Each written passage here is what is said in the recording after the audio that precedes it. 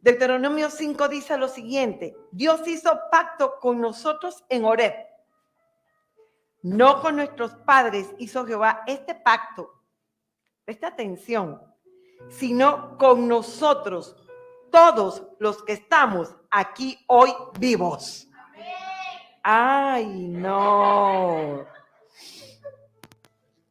Qué terrible.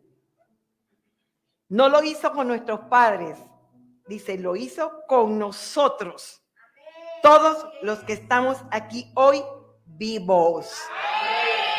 Eso. Amén. Bien. Estamos en este mes con la serie La gloria del Sinaí versus la gloria de su gracia o la gloria de la gracia. Amén.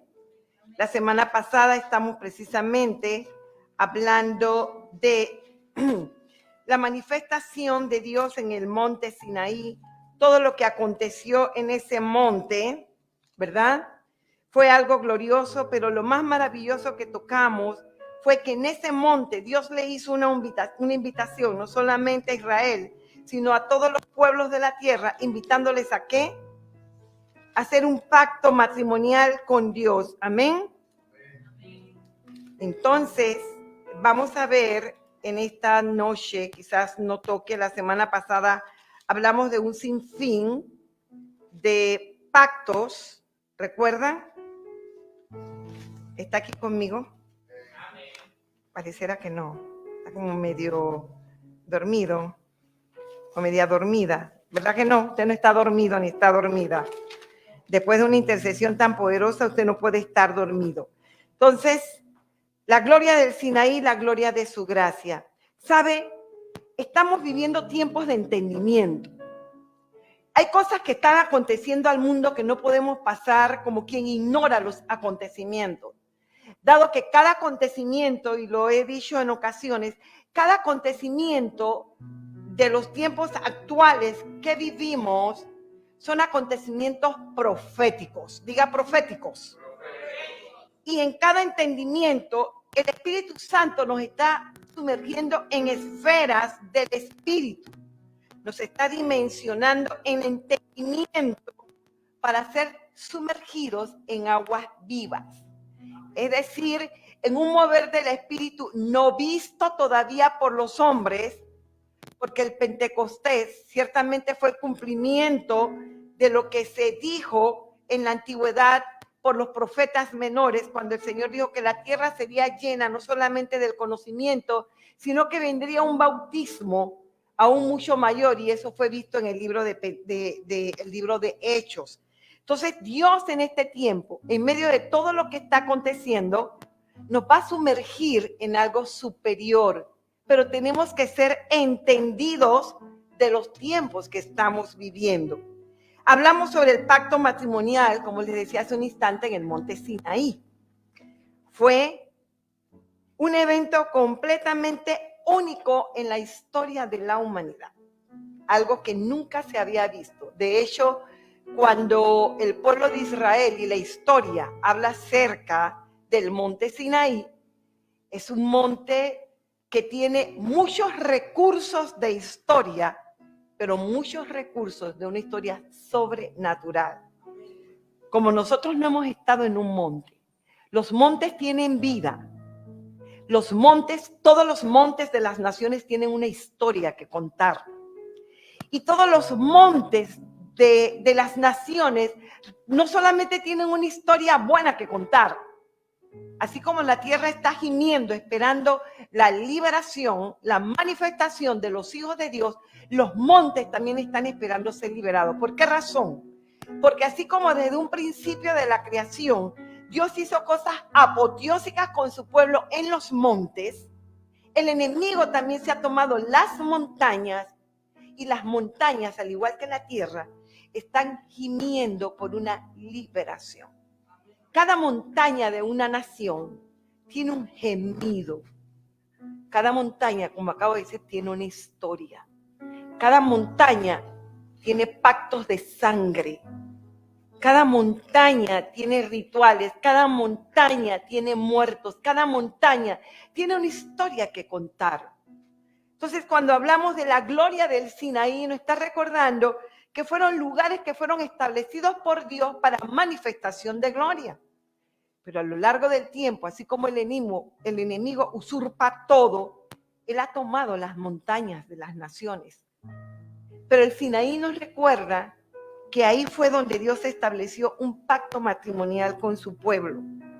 En Éxodo 19:8 dice que Israel aceptó la propuesta matrimonial cuando respondió: todo lo que el eterno Dios ha dicho haremos. Hay una versión, y lo he dicho en casa, hay una versión que dice: no entendemos lo que se nos está presentando, pero vamos a obedecer.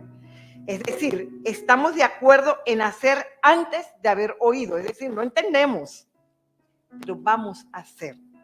Entonces, en una boda, decimos, sin saber qué va a acontecer con el paso del tiempo, decimos sí, pero no sabemos qué va a pasar. Israel no sabía, con esa aceptación matrimonial, qué iba a pasar en el transcurso del tiempo, y mucho menos que en esa montaña iban a estar 40 años, ¿verdad? Todo fue un proceso ideado por el novio, fue un proceso maravilloso. Ese día, ellos hicieron uno con Dios, cuando ellos dijeron: aceptaremos, no entendemos, pero vamos a aceptar, tal cual como nosotros decimos cuando hay un matrimonio, ¿verdad? No entendemos si es verdad que vamos a estar en la muerte, en la miseria, en la pobreza.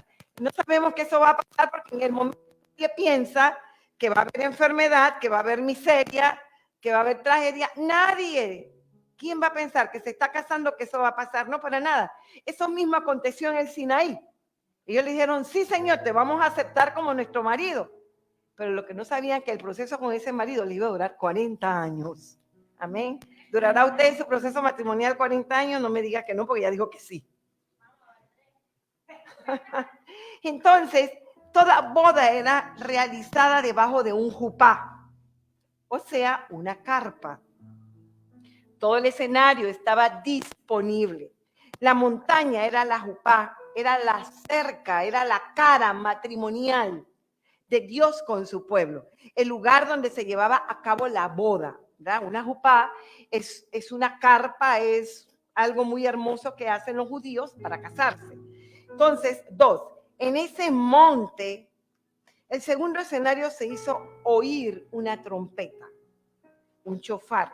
Dice que sonó cada vez más fuerte. Éxodo 19:19 dice: Moisés hablaba y Dios le respondía con voz tronante. Dice Éxodo 19:19, usted lo busca en su casa.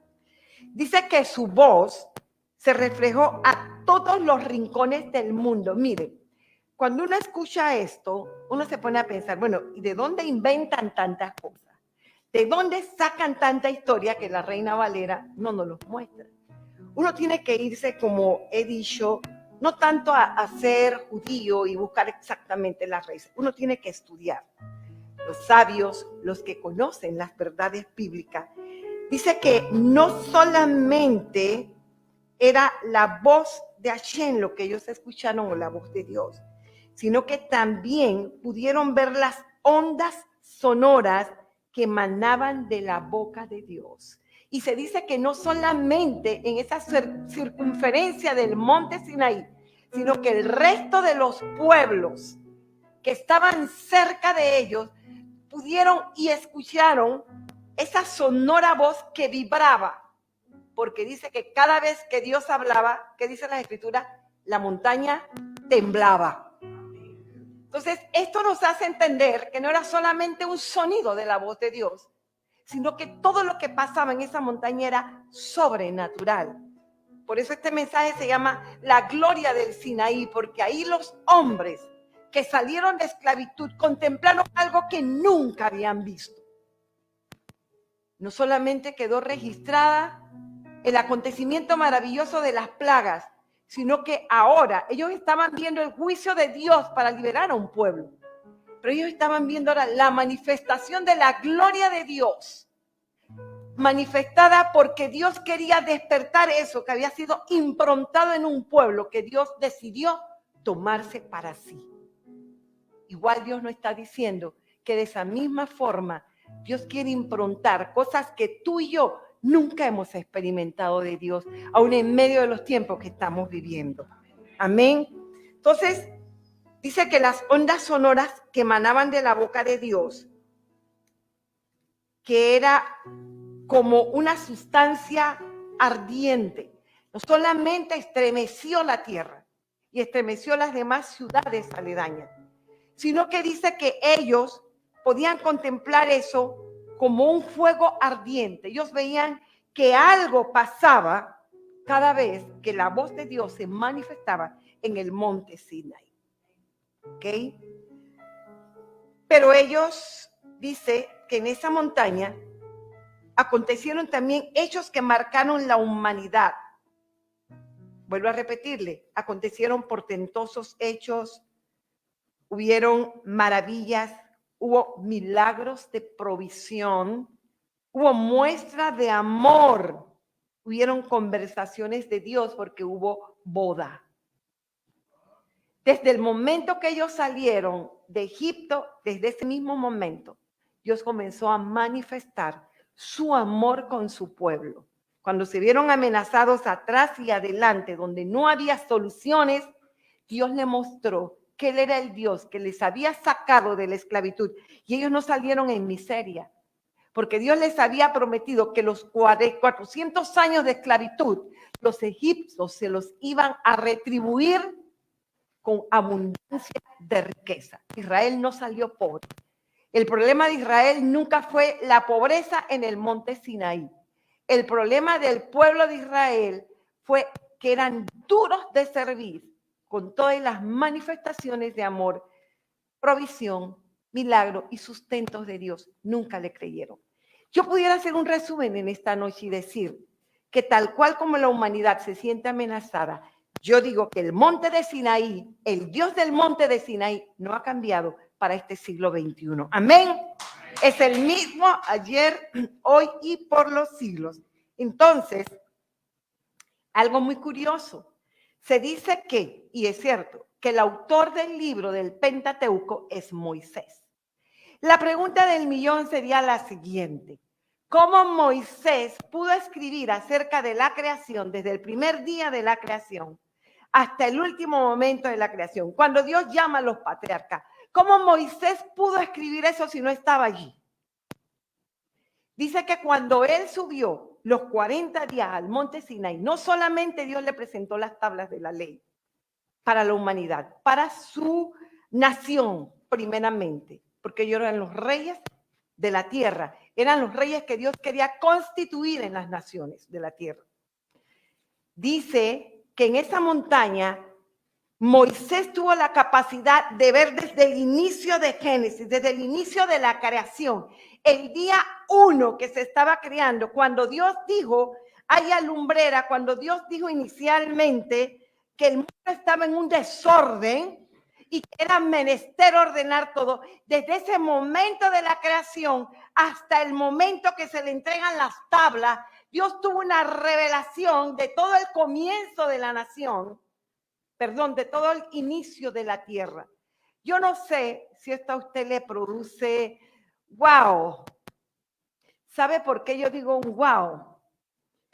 Porque cuando la manifestación de la gloria de Dios se hace inherente en nuestras vidas, nosotros somos candidatos para sentarnos con José, con Moisés, con Abraham, con Jacob, y usted mira que es una locura, ¿verdad? Cuando Jesús estuvo en el monte, volvemos al monte, cuando Jesús estuvo en el monte, ¿de qué?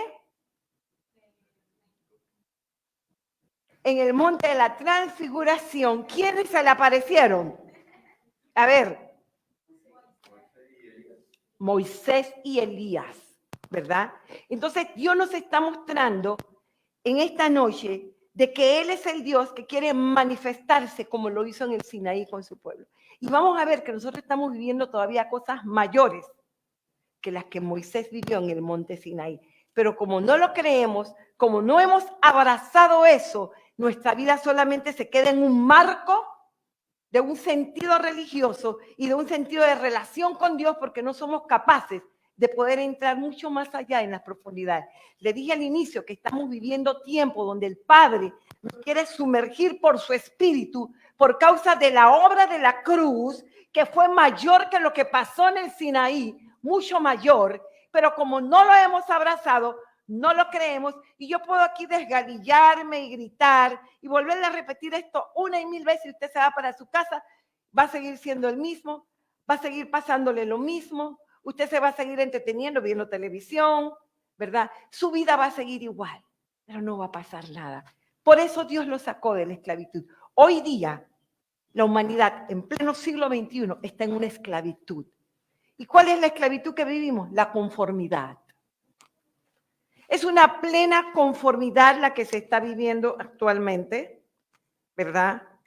Me siento conforme con lo que tengo, me siento conforme con el salario, con la casita, con el maridito, con el esposito y con los hijitos. Nos sentimos conforme con todo lo que tenemos. Y estamos viviendo sin darnos cuenta un estado de esclavitud, una inercia espiritual. De hecho, lo vemos, sin decir porque estamos en transmisión. De hecho, lo vemos.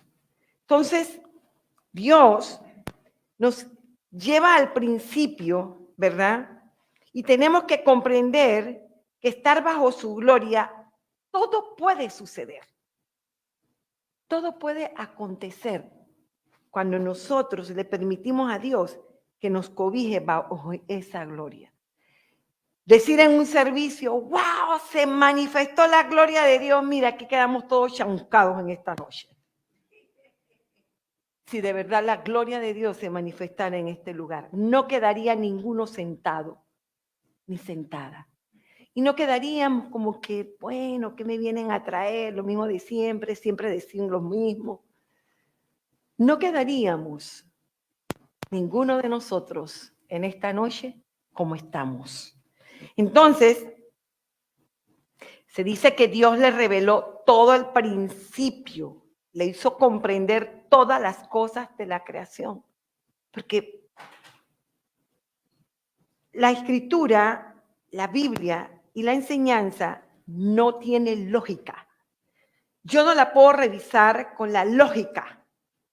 Yo no la puedo analizar con la lógica. Yo la tengo que comprender bajo la lupa de la revelación para poder comprenderla totalmente. Entonces, Éxodo del 25 al capítulo 30, después que le revela todo el Génesis, y él tiene la capacidad de poder escribir palmo a palmo todo lo que pasó con el llamado de los patriarcas, todo lo que pasó con el diluvio, todo lo que aconteció con esa generación perversa y malvada, que Dios tuvo que desaparecer. Dios tuvo que haber metido a Moisés en cada uno de esos escenarios para él poder comprender por qué razón entonces Dios le estaba presentando las tablas del mandamiento, por qué razón las tablas de la ley. Y Dios le estaba diciendo, es que eres el hombre, los hombres van a seguir pecando porque no hay ley. Pero cuando yo les presente esto, cuando tú bajes y le presentes esto, quizás el deseo del corazón de Dios, porque Dios conocía lo que iba a pasar, era que los hombres dejaran de infringir, de matar y de hacer todo lo que estaban haciendo hasta ese momento. Pero lamentablemente, tal cual como hoy, igual ese pueblo decepcionó el corazón del novio o del marido o del esposo. Porque tenemos la ley. Y sabe algo, fue tan difícil cumplirla. En aquel entonces fue difícil, pero era una causa justo con un efecto. Eso fue lo que produjo la ley. Cuando Dios le dice, es necesario presentarle esto a la humanidad. Es necesario parar los asesinatos. Es necesario parar, ¿sí? El adulterio, la fornicación, los sacrificios, la idolatría. Es necesario detener aquello por la cual yo raí toda una generación en el diluvio. Entonces, todo escenario acontecido antes de, era necesario que Moisés fuera introducido para poder escribir los 5 libros del Pentateuco. Cuando uno revisa y examina esto, para uno es wow, esto es maravilloso.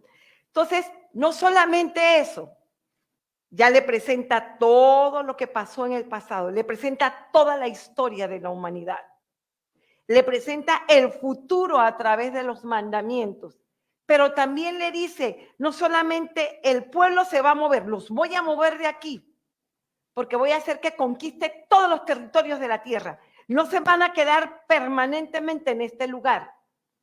Pero cuando ellos vayan, ellos ya van con un diseño. Pero ahora yo te voy a mostrar el diseño con el que yo quiero que la humanidad camine. Y recuerde esto, mis amados, todo esto es sombra de lo que hoy nosotros estamos viviendo. Eso fue en el pasado, pero nosotros estamos viviendo una gloria mayor, la cual todavía no hemos experimentado. Entonces, a partir de Génesis 25 hasta el capítulo 30, todo era una reproducción del cielo. En esos 40 días, como le dije, fueron revelados el diseño del arca, ¿ok? Capítulo 25, versículo 10, dice, harás un arca de madera de acacia. Se dice que la acacia es una madera resistente a los cambios de humedad, es resistente también a los cambios de temperatura y es resistente al fuego. Es decir, es una madera considerable, indestructible. Y vamos a ver por qué. Dios, todo lo que tiene escrito, mire, el libro de Éxodo, Génesis, Éxodo, Número, Levítico, Deuteronomio, todos tienen un código secreto, todos tienen una revelación y todo tiene que ver con nuestra vida. Esto no tiene que ver con Israel. Esto tiene que ver con nuestra vida, tiene que ver con nuestra existencia, tiene que ver con nuestra relación con Dios. ¿Cómo nos relacionamos con Dios?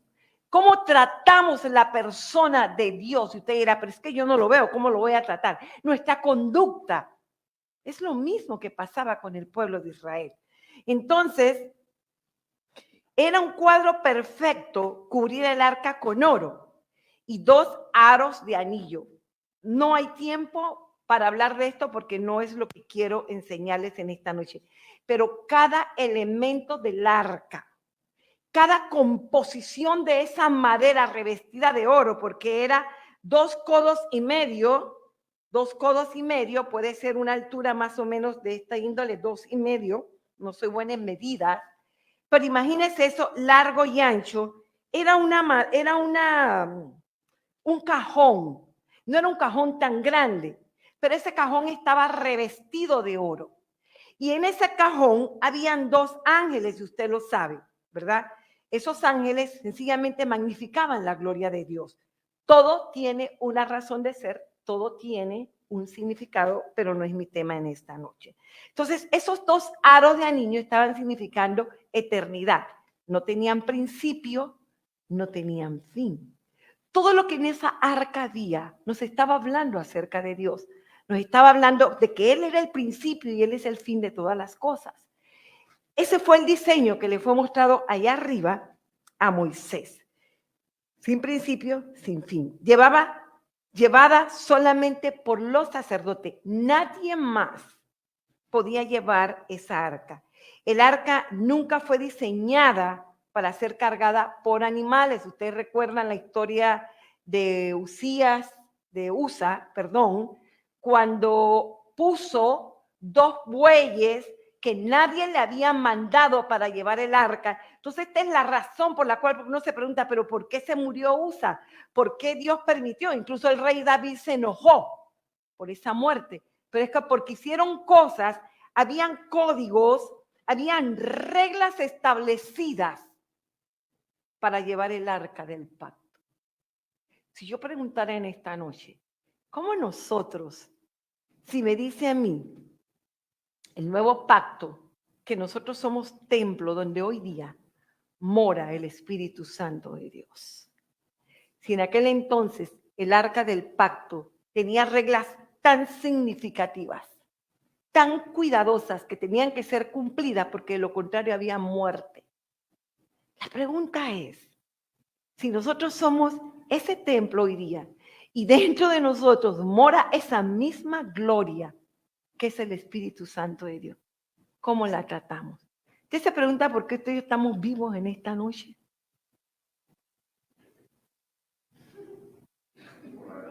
¡Qué silencio! ¡Wow! Por la misericordia de Dios y por la obra de Jesucristo. Pero hay una advertencia. Hay de nosotros si descuidamos, no si perdemos, si descuidamos una salvación tan grande. Yo siempre he dicho que este tiempo de gracia es más peligroso que el tiempo de la ley. Porque la ley me decía que si yo infringía, había causa y efecto. Pero ahora lo seguimos acumulando. Tenemos un cerro de facturas que hemos perdido la suma y la totalidad de las infracciones de la ley de la gracia. Amén. Entonces, Dios había escogido una línea sacerdotal, la cual se vestían diferente, comían diferente y vivían diferente. Si yo le pregunto si entre nosotros hay diferencia entre el que conoce y el que no conoce, ¿cuál es la diferencia? Y no se trata de ropa, se trata de nuestra vida, de nuestra conducta. ¿Hay diferencia? Cuando los sacerdotes, cuando usted es un rabino, cuando usted es un sacerdote israelita, usted ve la diferencia. El pueblo sabe que él es un sacerdote. Cuando usted ve a un rey salir a la calle, usted sabe que es rey. Primero porque tiene escoltas. Segundo porque se comporta y se viste como rey.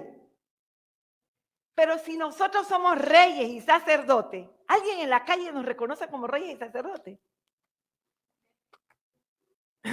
Continúo. Bueno. Amén, diga amén. Entonces, el trabajo de ellos era santificarse para cargar la gloria de Dios sobre sus hombros. Le vuelvo a repetir, el único trabajo de ellos, porque Dios era el que le había hecho las ropas íntimas. Dios mismo había elaborado la ropa interior, en pocas palabras los calzoncillos, pues eso nunca lo habían escuchado. Ay Dios, aquí nadie usa eso. Nadie usa eso aquí. Barbaridad. Dios mismo se había encargado de diseñar la ropa interior de los sacerdotes. Toda la vestimenta de los sacerdotes, Dios la había confeccionado y él no era modisto. Él sencillamente se había hecho o se aseguraba, porque dice que esa costura, eso no tenía costura, igual que el manto de Jesús. Cuando los soldados romanos tomaron las vestiduras de Jesús y se las rifaron entre ellos, primero porque era un lino fino que nunca habían visto. Dos, no tenía costura. Y así mismo eran las ropas sacerdotales, no tenían costura. Era de un lino fino y se dice que eran de hilos de oro. ¿Cómo confeccionaban eso? Usted no me pregunte, no tengo la menor idea, ¿verdad? Porque la que yo tengo tiene costura por todas partes. Entonces, Dios nos está mostrando que esa gloria era tan suprema que uno se queda, wow, ¿cómo era eso? Y que el único trabajo de ellos, ¿qué era? Santificarse, porque ellos eran portadores de la gloria de Dios. Y portaban esa gloria por dentro y por fuera. Entonces, Josué capítulo 3:13 dice, el Jordán no se abrió por los pies de los sacerdotes. El arca nunca tocó el Jordán. Cuando usted lee Josué capítulo 13, Dios manda, cuando ellos llegan al Jordán, cuando ellos llegan a la tierra prometida, Dios manda a los sacerdotes a que se preparen en la mañana y que los pies de ellos mojen, ¿ok? El Jordán, porque en esa madrugada Dios les dice a los sacerdotes que eran menester volverse a santificar. ¿Qué pasa? Dios les está diciendo a ellos que cuando ellos van a pasar el río Jordán, que es bien profundo, ellos tienen que cargar el arca. El arca jamás tocó las aguas. Fueron los pies de los sacerdotes. ¿Y qué aconteció? El Jordán se abrió. No se abrió porque los sacerdotes eran los que pasaban. Se abrió porque ellos portaban el arca del testimonio. Es decir, portaban la gloria de Dios. Amén. ¿Está aquí conmigo? Entonces, ¿qué pudiéramos decir? El Jordán no soportó la gloria. Y era un cajón. Era una caja que portaban los sacerdotes. Nosotros pasamos por el Chagre y nos hundimos. Atravesamos un charquito que nos llega por aquí. Si no sabemos nadar, estamos en peligro. Dirá, bueno, es que eso era para ellos. Todavía recuerdo cuando leo las escrituras que Jesús me dice a mí que mayores cosas que las que Él hizo, nosotros habríamos de realizar. Y ese hombre maravilloso caminó sobre las aguas. No se hundió. Y si la gloria que yo estoy viviendo no es comparada con la gloria que pasó, entonces, ¿por qué no pasa nada? ¿Y sabe por qué no va a pasar nada? Porque usted está escuchando esto y esto es, ay, qué tremendo, eso era para allá. Porque no hay el deseo y eso está dentro de nosotros. Pero eso se tiene que despertar. Vuelvo a decirle, la mayor crisis que hay en este tiempo no es la pandemia, es la condición paupérrima del pueblo de Dios conformista, con una vida cristiana mediocre, raquítica, estéril. Amén. Y amén. Iba a decir otra cosa y lo dejo ahí. Entonces,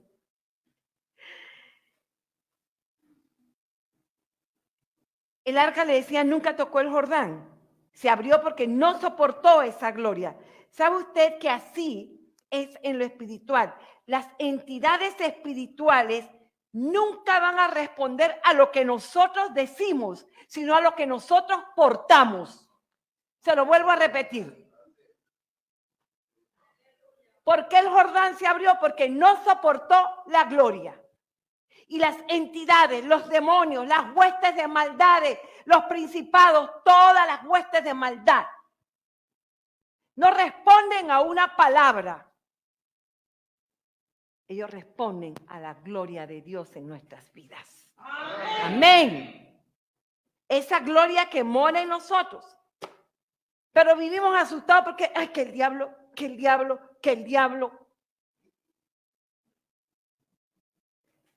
Cuando yo leo el libro de Éxodo, en ningún momento me menciona al diablo, sino la diablura que portaban todavía desde que salieron de Egipto.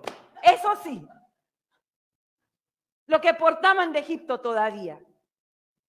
Pero ¿cómo podía el diablo habitar donde había gloria? Jamás. Usted está aquí conmigo, digan que sea un sí. Se dice también que esa arca, yo estoy hablando de la gloria, de lo que él tuvo que construir. Se dice que el arca era como un arma poderosa. Hay muchos estudiosos, muchos científicos que comparan el arca con ¿qué? Vamos a ver. Estudios y científicos, y los que conocen, dice que cuando los sacerdotes iban llevando el arca, y habían obstáculos en el camino, una luz como un rayo salía del arca y todo obstáculo que hubiese era quitado. Todo árbol, toda espesura, todo peligro que ahí podía haber, cuando esa luz se reflejaba, ellos no la invocaban, sino que recuerde que esa misma luz fue la que estuvo con ellos durante 40 años. Y vamos a ver. Es comparado como cuando hay una bomba atómica y hay un radio, ¿cómo se le llama eso? A ver, ayúdeme. Radiación, gracias. Dice que el arca y el rayo de luz que el arca emitía era una gran radiación. Se lo acabo de decir hace un instante cuando le hablé de que cuando la voz de Dios tronaba, era como un rayo que estremecía los montes y la tierra y que el resto de las naciones lo escuchaban. Esa misma luz, cuando el arca era portada por ellos, dice que todos los obstáculos, los peligros, los bosques, la espesura, dice que todo desaparecía ante la eminente gloria de Dios. Entonces, también recordemos esto, cuando Israel iba a la guerra, dice que ellos llevaban el arca al frente y se dice que ese rayo salía y mataba a los enemigos. Isaías 66:15, alguien si me quiere buscar la referencia, por favor. Dice así, creo que lo tengo aquí. El Señor vendrá con fuego y sus carros como torbellino para descargar con furor su ira y su reprensión con llamas de fuego. Le vuelvo a leer. Isaías 66:15 dice, el Señor vendrá con fuego y sus carros como torbellino para descargar con furor su ira y su reprensión con llamas de fuego. Cada vez que el arca salía y poderosos enemigos invadían Israel, recuerda que inicialmente Israel no era un pueblo de guerreros. Ellos venían de la esclavitud. Ellos no sabían pelear. Y Dios, Jehová Sabaoth, era el que peleaba por su pueblo. Y cuando el arca aparecía, destruía eminentemente a todos los enemigos de Israel. ¿Sabes algo? Cuando tú y yo portamos gloria, y cuando nosotros creemos que esa gloria se manifiesta cuando vemos adversarios poderosos, cuando vemos situaciones que nos cercan constantemente, nosotros podemos amar a ese Dios de gloria. Y Él se encargará de derrotar a nuestros enemigos. Pero yo lo tengo que creer. Se dice que la nube se movía alrededor y mostraba una cara caliente, ardiente al adversario. ¿Usted sabe lo que es que esa gloria le esté mostrando una cara ardiente? Todos los enemigos tenían que salir, ¿qué? Huyendo. Porque era evidente. Esto no es cuento de las criptas. Estos eran verdades. Cuando nosotros leemos el libro de Reyes, cuando nosotros leemos Deuteronomios y vemos cuántos enemigos, Amalek, los fereceos, los jebuseos, los geteos, todos los feos, como dice alguien por ahí. Todos esos pueblos vinieron para destruir a Israel. Recuerden que ellos no eran guerreros. Pero se dice que cuando el arca se manifestaba, ellos salían espantados porque él peleaba a favor de su pueblo. Entonces, esa nube era una nube que mostraba una cara ardiente al adversario, ¿verdad? Aparte de ese hecho, hay algo hermoso también. Alguien le tenía que cargar a alguien tenía que cuidar esa arca, alguien la tenía que cuidar, alguien la tenía que cargar. ¿Qué tal si usted se visualiza en esta noche? Siendo uno de los que cargan esa gloria, de los que cuidan esa gloria y de los que portan esa gloria. ¿Qué tal si usted ahí en su casa se ve como alguien que porta algo más que tristeza, que tragedia, que angustia, que dolor? Usted es portador de gloria. Nosotros somos portadores de gloria, dice las Escrituras. ¿Qué otra cosa le fue revelada? Dice que le fueron reveladas las medidas. En cada una de esas medidas hay enseñanza. Efesios 3:18 dice, espero que puedan comprender cómo corresponde al pueblo de Dios, cuán ancho, cuán largo y cuán profundo es el amor de Dios. Usted encuentra esto en Efesios 3:18. Habla de la anchura, habla de la longitud, habla de lo profundo, habla de cuán largo es. ¿De qué me está hablando esto? Me está hablando de dimensiones, de algo tridimensional. No le estoy hablando de la cuarta dimensión. Le estoy hablando de algo tridimensional en esta noche. Efesios lo relata, ¿verdad? Cuán ancho, cuán largo y cuán profundo es el amor de Dios.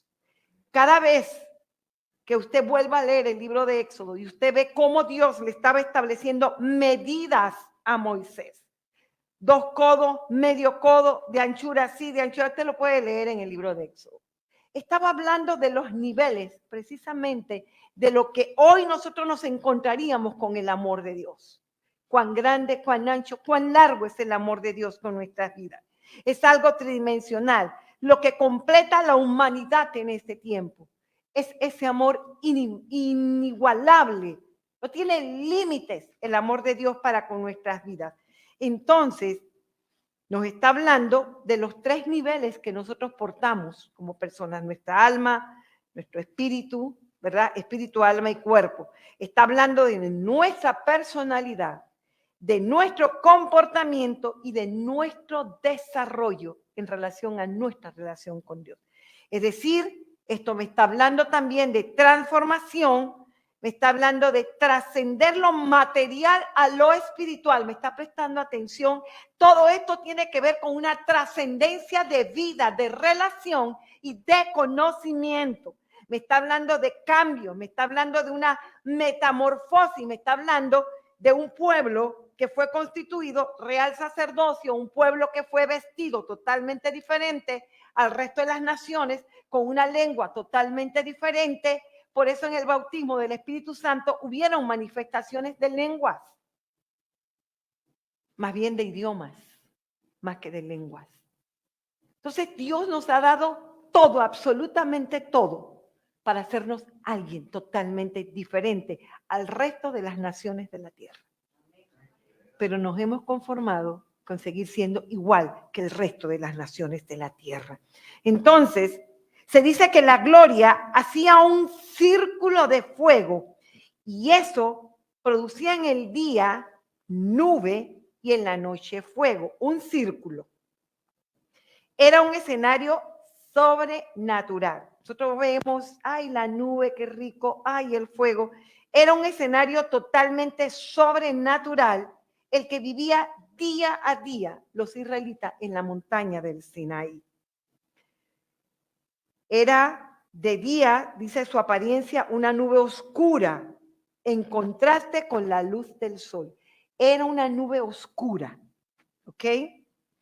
Y en la noche, dice que era como una forma de radiación que brillantemente iluminaba todo lo largo del campamento entero, que en ninguna de esas noches Israel tuvo amenazas de animales, porque en el desierto usted de noche encuentra animales feroces, serpientes ardientes.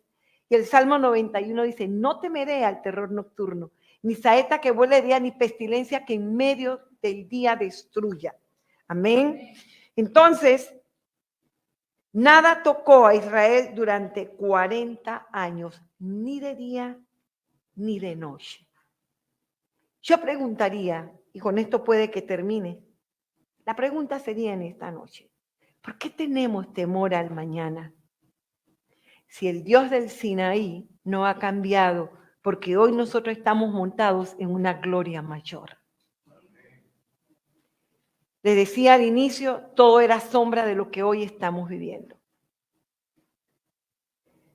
Había una tabla de oro con 2 querubines, uno enfrente del otro. Usted lo encuentra en Éxodo 25, 18.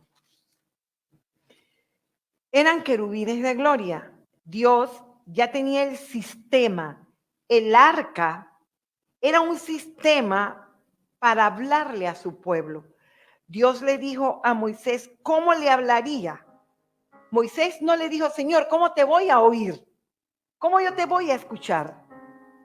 Una vez que tú establezcas todo este orden del arca, del pacto y los vestimentos, ¿cómo te voy a oír? Dios le estaba diciendo con todo el diseño cómo le iba a hablar al pueblo, no cómo lo íbamos a oír. Yo no sé si esto le da un mensaje en esta noche. A través de Jesús en la muerte pasó algo maravilloso. Cuando el velo del templo se rasga en dos, era un diseño nuevo totalmente. Porque detrás de ese templo todo lo que había era sacrificio, era sangre. Para poder acercarse posteriormente cuando se hace la construcción del templo, todo era a través de sacrificio, de sangre. Todo era un ritual. Y solamente se podía entrar una vez al año. ¿Sabe lo que es esperar una vez al año para tener relación, comunión con Dios? Cuando había un matrimonio, usted se imagina que usted se casa y usted le permite a su mujer nada más una vez al año entrar a su recámara. Eso no tiene sentido. Yo quiero que usted lo lleve a la vida real. Y no seamos tan románticos que ver las cosas solamente están en la Biblia y eso no tiene sentido para mi vida. Ese es el ejemplo y ese es precisamente el mensaje en esta noche. En una montaña que producía tantas cosas magníficas, había tanta gloria ahí, porque era Dios mismo. Cuando Jesús muere, y Él dice, consumada había sido la hora, y ya no era la hora del Sinaí, era la hora del Calvario. Porque lo de las tablas funcionó y nunca fue abrogada. ¿Ok? Entonces, cuando Jesús muere, ese velo se rompe en dos. Dice que hay un terremoto y podemos ver que en ese terremoto que acontece, dice que los muertos de los sepulcros se abrieron y vieron muchos muertos que resucitaron. O sea, estamos hablando que hubo una gloria que en este presente nos está diciendo que hay cosas mayores que las que acontecieron allá. Una vez al año se podía uno acercar para poder comunicarse con el Eterno.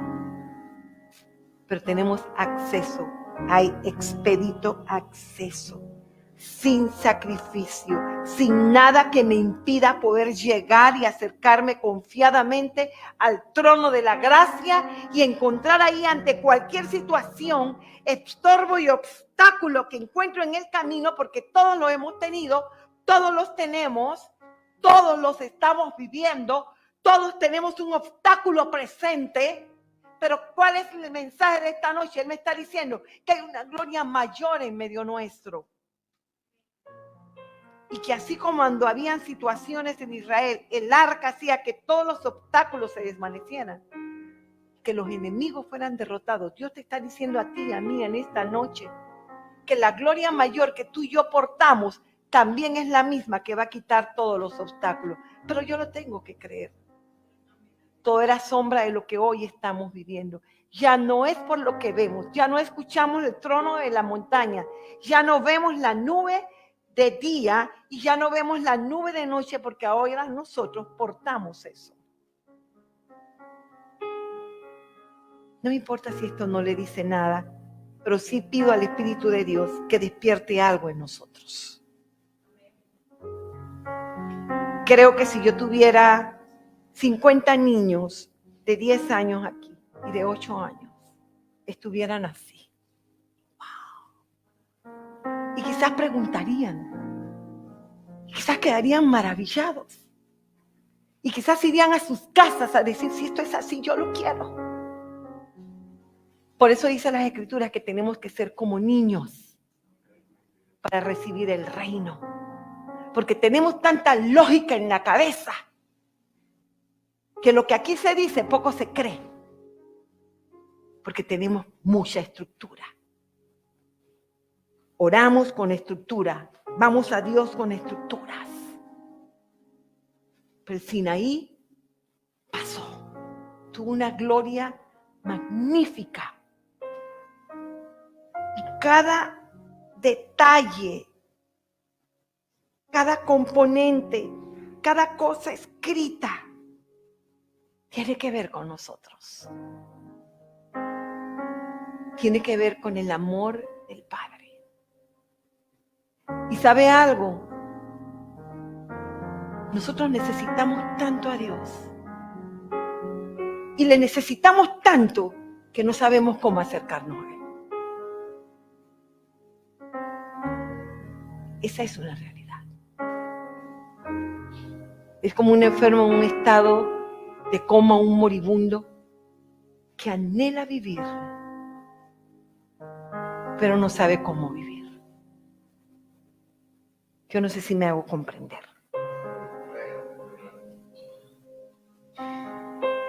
Todo era una sombra de la relación de Dios con su pueblo. Hoy no hay intermediarios. Antes había, como le decía, una disciplina para entrar a su presencia. Hoy lo podemos hacer. Moisés tuvo la capacidad de hacerlo continuamente. Pese a que se le había dado el diseño para que los sacerdotes cómo tenían que entrar, cómo se tenían que vestir, cómo tenían que hacer el sacrificio, cómo se tenían que lavar. Moisés tuvo la capacidad y el privilegio de entrar. Eso era sombra de nosotros. De un sacerdote mayor. Y no tiene que ver con Melquisedec, que es tipo de Jesucristo. El ejemplo de Moisés, de entrar continuamente a la presencia de Dios, de estar 40 días allí recibiendo todo, habiendo recibido revelaciones de la creación del mundo, hasta ese momento, aún de la humanidad. Porque él le habló, sacaré a este pueblo de aquí, lo llevaré a la tierra prometida, lo que les prometí, y haré de este pueblo una gran nación. Él le mostró todo el diseño donde tú y yo estamos.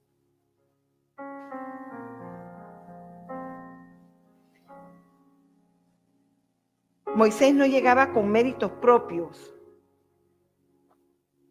así como nosotros no podemos entrar a la presencia de Dios por méritos propios. Entramos por su misericordia, porque dice las Escrituras que esto no es el que corre ni el que quiere, sino de Dios quien tiene misericordia. Entonces, para poder entrar con el diseño del arca y del templo, algo tenía que morir. ¿Sí? Tenía que haber sacrificio. Por eso les hablé cuando el templo se rasgó.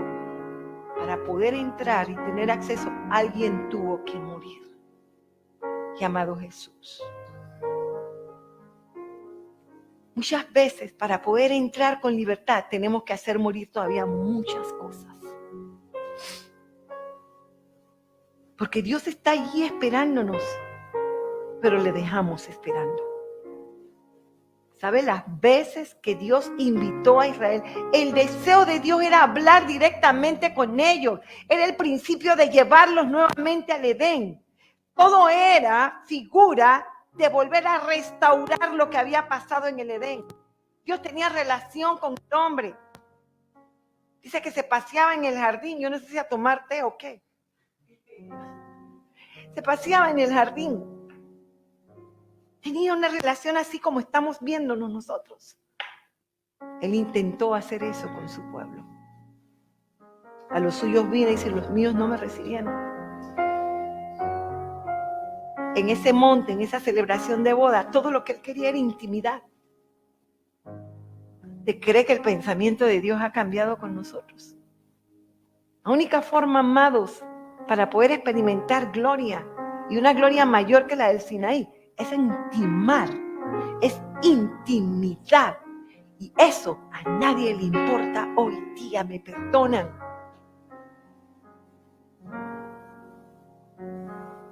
Si yo le preguntara a la gente, ¿cuánto usted está dispuesto a separarse 5 días sin celular, sin tablet, sin televisión, sin nada? Ve, ya hay protesta.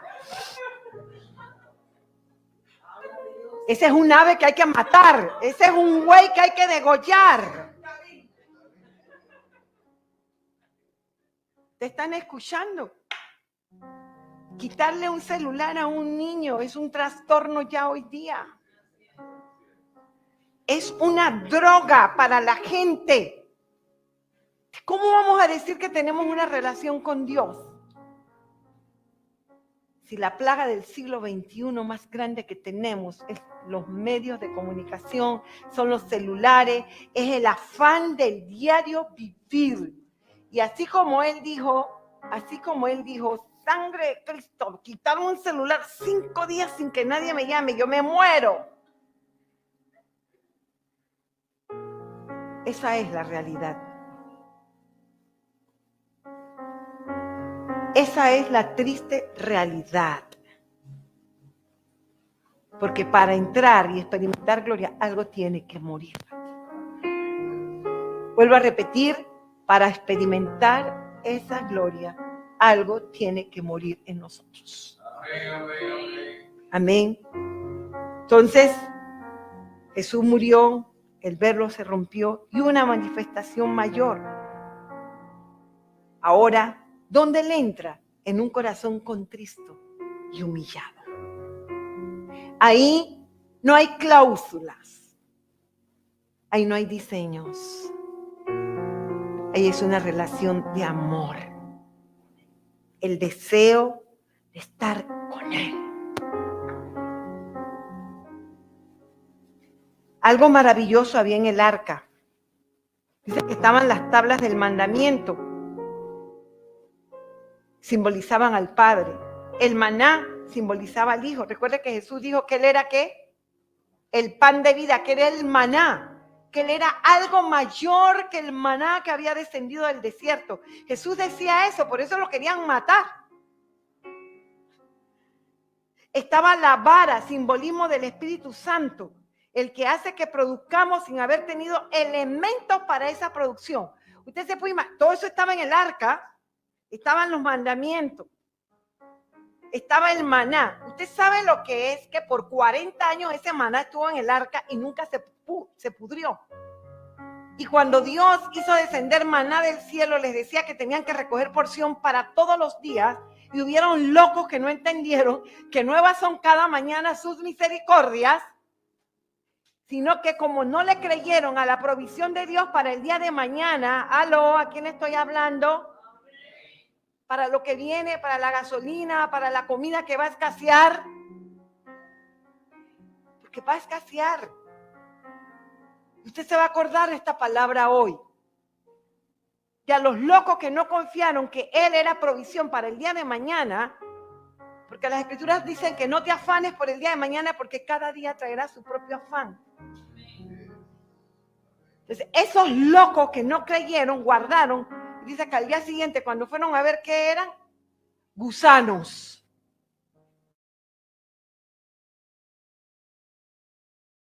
Estuvo el maná en el arca y nada le pasó. ¿Por qué? Porque era la misma gloria de Dios, mostrándonos a nosotros que Él es el Dios que tiene cuidado. Hoy, mañana, desde la eternidad hasta la eternidad. Amén. Entonces, le decía, la vara simbolizaba el Espíritu Santo, el que hace que produzca sin tener elementos para esa producción. ¿Cómo esa vara reverdece? Produce fruto, no tiene elemento de agua y mucho menos de tierra. ¿Sabe cuál es el mensaje en esta noche? ¿Verdad? Dice que en menos de 24 horas produjo frutos y flores. Esa vara, como le dije, no tenía elementos de minerales, ni agua, ni tierra. Todo fue un milagro por causa de la presencia de Dios. Su presencia, amado, es la que nos va a reverdecer cuando ya nos sintamos cansados. Amén. Su presencia obrará milagros. Esa presencia será la provisión, vuelvo a repetirle, para tiempos de necesidad. Esa presencia hará que cuando mis manos y mis piernas estén cansadas, yo pueda en Él volver a confortarme. Amén. Ahí nada se dañaba. Todo era guardado, porque era la presencia de Dios la que guardaba todas las cosas. Ahí nada se dañaba, el pan no se dañaba. Estamos hablando de otra dimensión de gloria, una dimensión de preservación. Y eso es lo que el Padre va a manifestar. Mire, muy independientemente de nosotros, muy independientemente de que hoy quizás somos oidores olvidadizos, muy independientemente de que esto ya usted lo sepa y lo haya vivido y lo diga y lo profetice y lo proclame y lo enseñe, muy independientemente de todo esto, Dios, como provocó el escenario en el monte Sinaí, provocó un escenario donde dice que, pese a que ellos tenían olla de carne, de cebolla, tenían donde dormir, eran esclavos. Y la única forma que Dios provocó que ellos clamaran a Dios para que Dios escuchara el gemido y el clamor de ellos fue doblarles la servidumbre. Usted me está escuchando, parece que nadie está escuchando. Yo no sé si los que están ahí me están comprendiendo. La única forma de levantar la voz y decirle, te necesitamos, es provocar hambre sobre las naciones de la tierra. Es que el aumento de la gasolina siga. Es que mucha gente sea despedida. Ya no haya celular para pagar. Puede que la luz las corte. Ya no haya dónde conectar celulares. Ay, entonces este es un Dios castigador. Entonces tenemos que decir que Dios es malo porque la pandemia no se ha acabado. Y porque usted está con tapabocas aquí en esta noche. La única forma de Dios manifestar su amor y nosotros responderle es provocar un escenario como el que hubo en el tiempo de esclavitud y como el que pasó esa generación 40 años en el desierto. Se quejaban constantemente, pero fue la única forma. Fue un llamado de atención por amor. Quizás eso no lo entendamos, porque miramos la parte oscura. Pero Dios nos ama tanto. Y de tal manera nos amó que entregó lo más preciado y no lo hemos valorado. Nosotros no hemos valorado la sangre, nosotros hemos valorado el sacrificio. Jesús vuelve a decirme en esta noche, yo soy el pan que descendió del cielo, el pan que sana, el pan que salva, el pan que da vida eterna. Yo soy tu ley. Y Jesús quiere escribir su ley en nuestros corazones. ¿Qué ley? ¿Qué ley? Si ya nosotros no estamos bajo un pacto de ley. Él es nuestra ley. El Padre es nuestra ley. Jesús es nuestra ley. ¿Cómo la va a escribir en las tablas de nuestros corazones? ¿Cómo es eso? Él mismo, haciendo un cambio en nuestro ADN. Amén. Vamos a participar en la cena y con esto yo cierro. Esta es la gloria del Sinaí. Esta es una gloria mayor de la que nosotros quizás hasta aquí no habíamos tenido. Puede que los que están escuchando sí hayan tenido una vasta comprensión porque estudian. Pero yo le puedo decir lo que dice esta palabra. Porque como desciende de los cielos la lluvia y la nieve y no vuelve allá, sino que riega la tierra y la hace germinar y producir, y da semilla al que siembra y pan al que come, así será mi palabra que sale de mi boca. No volverá a mí vacía, sino que hará lo que yo quiero y será prosperada en aquello para que la envíe. Padre, yo te doy gracias en esta noche por tu palabra. Se podrá secar la hierba, se podrá marchitar la flor, pero dice que tu palabra no volverá vacía. Los vientos son tus mensajeros y tú haces a tus llamas de fuego, dice que tú los haces tus ministros. Y Señor, en esta noche, los que estamos aquí presentes y los que a lo largo del tiempo verán y escucharán esta transmisión. Señor, tu palabra no volverá vacía. Y yo proclamo que tu palabra sobre cada hogar en esta noche que está conectado no volverá vacía. Tú eres el pan de vida.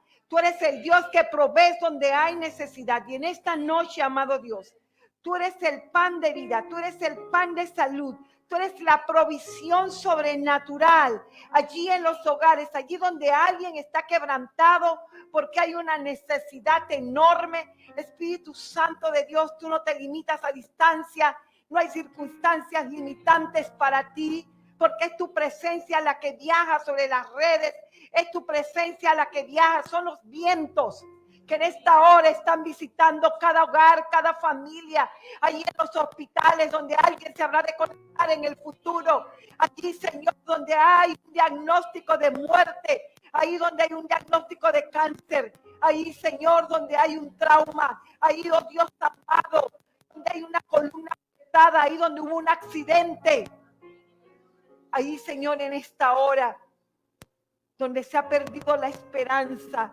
ahí, Señor, donde alguien abandonó, ahí donde hubo un divorcio, ahí donde hubo una ruptura, ahí donde inesperadamente hubo una noticia, Señor, que produjo tanto dolor. Espíritu Santo de Dios, Espíritu Santo de Dios, va a llegar momentos donde solo vamos a depender de tu presencia. Va a llegar momentos sobre la tierra, así como en ese monte Sinaí, que solo se dependía de la provisión de Dios. Así vamos a depender. Y tú has prometido que tú nunca desampararías a tu pueblo.